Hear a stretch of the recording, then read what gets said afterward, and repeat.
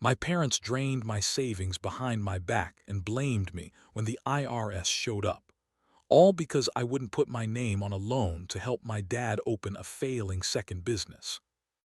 That was the day I realized they never loved me, they just loved what I could do for them. Bear with me, because this whole thing is wild. Hey viewers, just a quick thanks. Over 15% of you are already subscribed. It means a lot. So, here it is. The truth I've been too ashamed to say out loud until now. I'm the oldest son. That probably already tells some of you everything you need to know. I was the responsible one. The one who got straight A's, who helped raise my siblings, who always came through when shit hit the fan. If something broke, I fixed it. If someone needed money, I found a way. I thought it was love. I thought they were proud of me. But it was never about me. It was about what I could give them. It started small, like it always does. I was 16 when my dad borrowed my college savings to pay off a surprise tax bill. He said, "You'll get scholarships anyway. You're smart. This is just temporary." I believed him. Because he was my dad, because I thought that's what family does. But I never saw that money again. By the time I was 22, I was juggling 2 jobs and school full-time, just trying to keep my head above water. Meanwhile, my sister, the baby of the family, got a brand new car for her graduation gift. I didn't even get a used one. I was still riding the bus. When I asked my mom about it, she said, "Well, she needs help, honey. You're so independent, we know you'll figure it out." That became the anthem of my life. You'll figure it out. After college, I landed a decent job. It wasn't glamorous, but it was stable. I finally started saving again. I moved into a tiny apartment and slowly built a life that felt mine. That's when the asks started coming in again. At first, it was small stuff. Can you cover your sister's books this semester? Your brother needs a new laptop, just until he gets on his feet. But then it escalated. My dad wanted to open a second auto shop. The first one was barely breaking even. I tried to reason with him, told him it was too risky, that he didn't have the capital or clientele. He didn't listen. He came to me instead. He said, "If you co-sign a loan with me, I can finally get ahead. Do this for your old man, after everything I've done for you."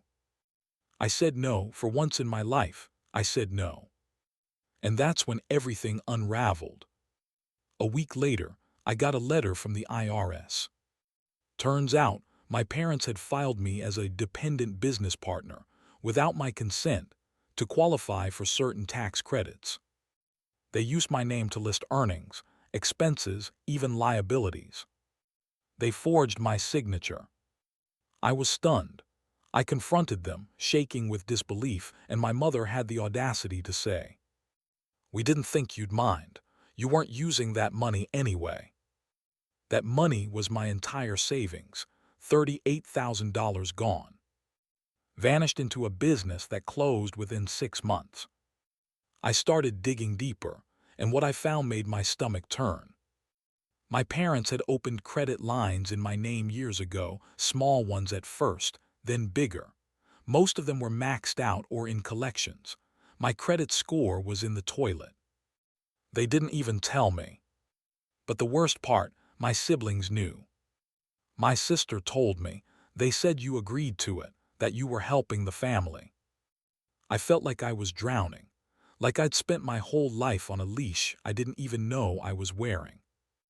And every time I tried to pull away, they yanked it tighter with guilt, with lies, with shame. The final straw was my mom showing up at my apartment unannounced. She had the nerve to say, "You're tearing this family apart. Why are you making us out to be monsters?" I asked her one question. "Do you even feel sorry?" She scoffed.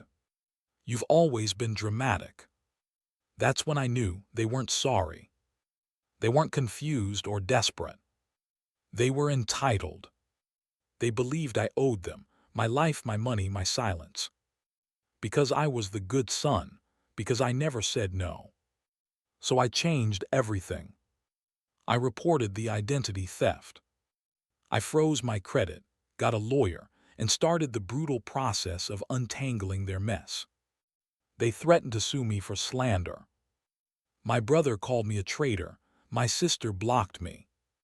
My dad sent a 3-page letter saying I'd abandoned the family, that I'd never understand what it meant to sacrifice. Sacrifice. I was the sacrifice. I gave up my youth, my peace, my financial future, all so they could feel like they were doing okay, so they wouldn't have to face their own failures. People always ask, but don't you still love them? And the answer is, I don't know. I loved who I thought they were. I loved the parents I wanted them to be.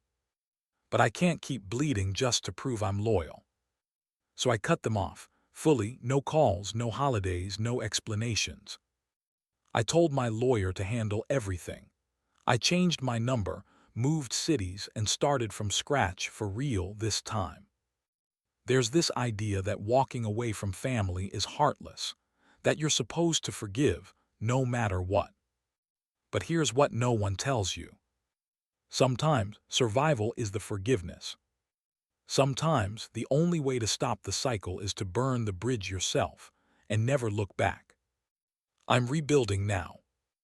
I still have nightmares about getting another IRS letter. I still flinch when I see Mom in old texts I forgot to delete. But I'm free. And for the first time in my life, I'm building something that's mine. If you're listening to this and you feel seen, if you're the good kid who never got to be a kid, let me say this. You are not selfish for setting boundaries. You are not cruel for saying no. And you are not broken just because they made you feel that way. I don't want pity. I want peace. And I finally have it.